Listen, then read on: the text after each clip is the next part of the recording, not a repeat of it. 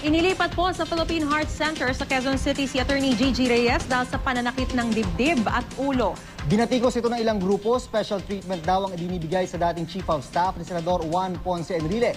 May ulat on the spot si Mav Gonzales. Mav! June Maris, hanggang ngayon nga nakakonfine pa rin dito sa Philippine Heart Center sa Quezon City si Attorney Gigi Reyes at binabantayan pa rin siya ng mga tauhan ng BJMP. Pasado alas 9 kagabi nang ilipat dito sa Philippine Heart Center ang dating Chief of Staff ni Senador Juan Ponce Enrile na si Attorney Gigi Reyes. Inirereklamo niya kasi ang patuloy na pananakit ng ulo at dibdib. Ito na ang ikatlong paglipat kay Reyes. Mula sa basement jail ng Sandigan Bayan, inilipat siya sa female dormitory ng Camp Bagong Diwa sa Taguig. Pagkatapos, dinala siya sa Taguig Pateros District Hospital dahil sa pamamanhid umano ng katawan. At kagabi, mismo ang Taguig Pateros District Hospital ang nagpa siyang ipalipat si Reyes sa Philippine Heart Center sa Quezon City. Dahil daw yan sa pananakit ng dibdib ni Reyes na nagsimula alas 4 ng hapon kahapon at maituturing daw na emergency dahil sinasabayan ng pananakit ng ulo. Sa isang text message mula sa kapatid ni Reyes na si Patrick Gonzales, sinabi niyang nahihirapan daw huminga si Attorney Gigi. Personal din daw niyang nakita ang seizures ng kapatid niya, kaya nagpapasalamat siyang nailipat ito sa Philippine Heart Center kung saan mas mamomonitor ang kanyang kondisyon.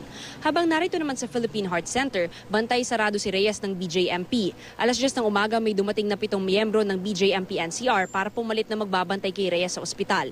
Isa sa kanila ang babae na magbabantay sa loob ng kwarto habang sa hallway naman ang 6 na lalaki. Ayon kay BJMP spokesperson Superintendent Carol Borinaga, kasama ni Reyes sa kwarto ang kapatid niyang si Patrick Gonzales. Wala pa raw ibang bisita ang nabibigyan ng clearance ng BJMP at ospital.